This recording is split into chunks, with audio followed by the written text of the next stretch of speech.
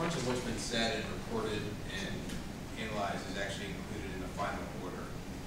And the reason why I'm asking is, you know, if we, or the ANC or the community want to go back and see how certain developments were proposed, argued, debated, and evolved over the course of this 12-step process, like, would we be able to see that just by reading the orders, or is that information sort of in this area? Well, sure.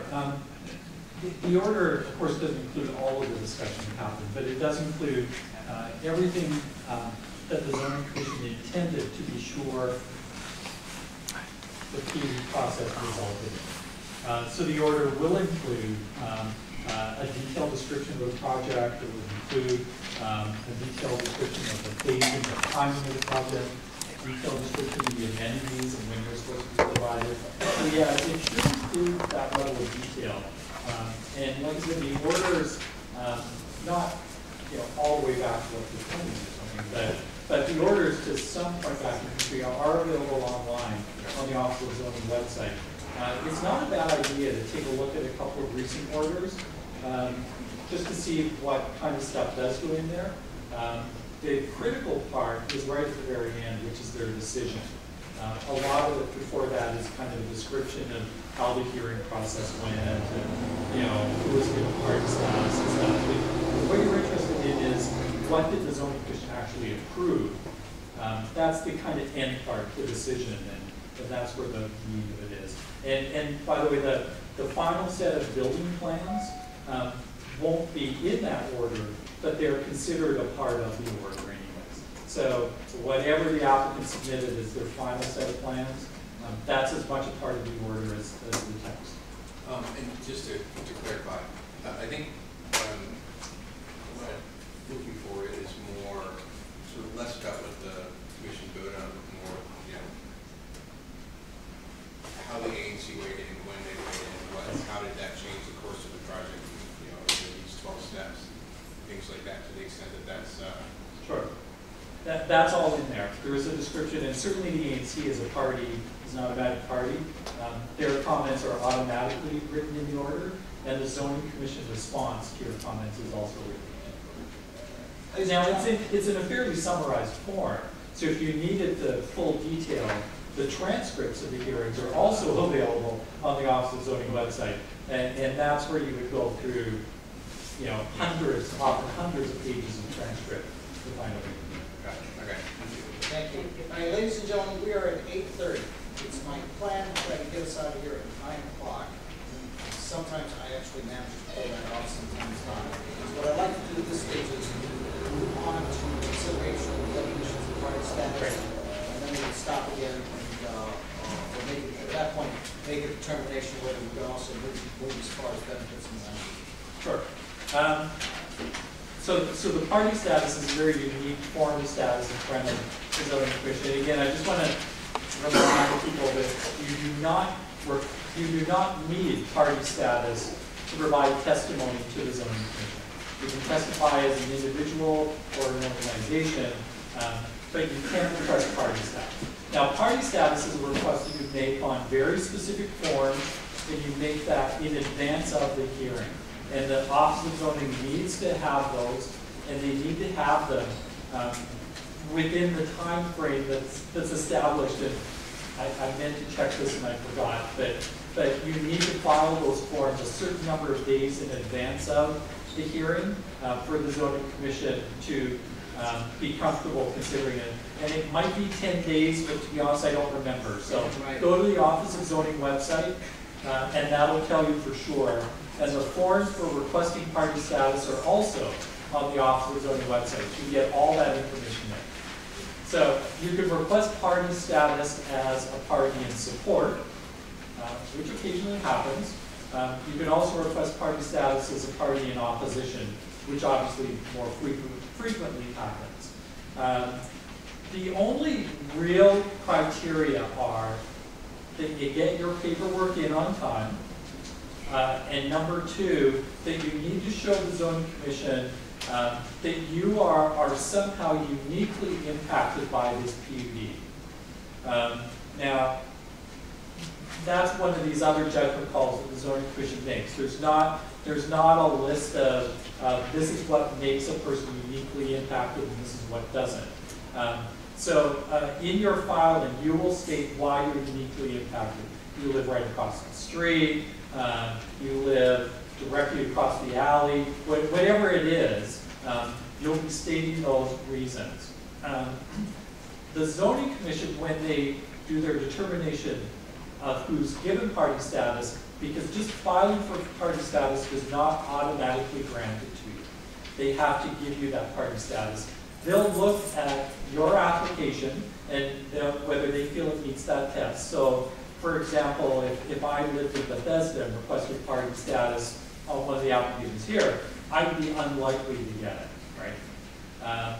The other thing that makes it unlikely to get party status is there's a whole bunch of people who the zoning commission thinks are not uniquely impacted, but are similarly impacted by the application. And there the zoning commission will often ask all of those people to work together as one party, rather than be all individual parties.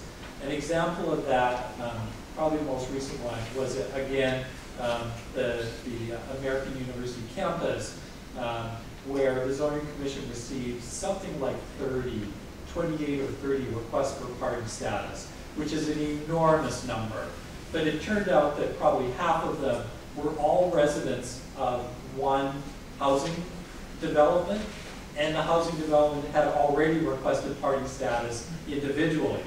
So the zoning commission asked them if they would consolidate the condo association as well as the individuals into one party, and they agreed. So the zoning commission can ask that. Party status, so if that's clear on, I don't know if that's clear on how the zoning commission decides whether or not you get party status, but I think the critical thing is what happens if you get it. Basically it means that you have the same kind of status as the Advisory Neighborhood Commission in front of the zoning commission, in that you are invited to cross-examine the applicant, the ANC, Office of Planning, VDOT, whoever. The only people you kind of can't cross-examine is the zoning commission themselves. Other than that, anybody who's granted party status would be allowed to cross-examine anybody. You're allowed additional leeway in terms of your own testimony, usually some additional time in terms of your testimony. It also means that you're then subject to cross-examination as a party by the applicant, by the zoning commission, by all the other, including all of the other parties, by the way. It also means that if you produce materials, you're required to serve all of those materials on the applicant, the ANC, and all of the other parties, all the other groups or individuals who are granted party status. But it also means that if somebody else submits additional information, they're required to serve that on you. So you end up with an awful lot more information, but you do have a more rounded package, I guess, of the information. My one, and I can get into this if you want or not, there are ways, we're finding there are ways to be an effective party and ways to be a less effective party.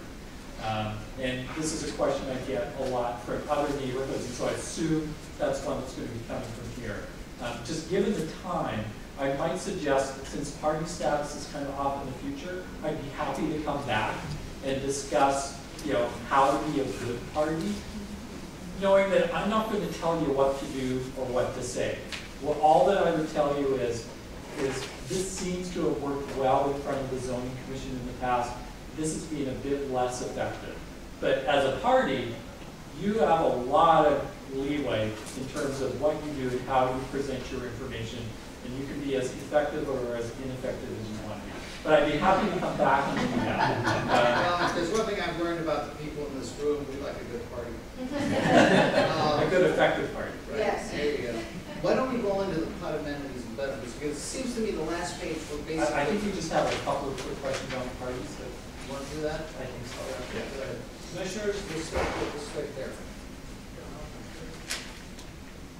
Because you mentioned there's between being a a party in submitting testimony, since that's part of the process, can you also define the timeline for submitting testimony, the requirements, the length, and then the expectations, as well as the opportunity?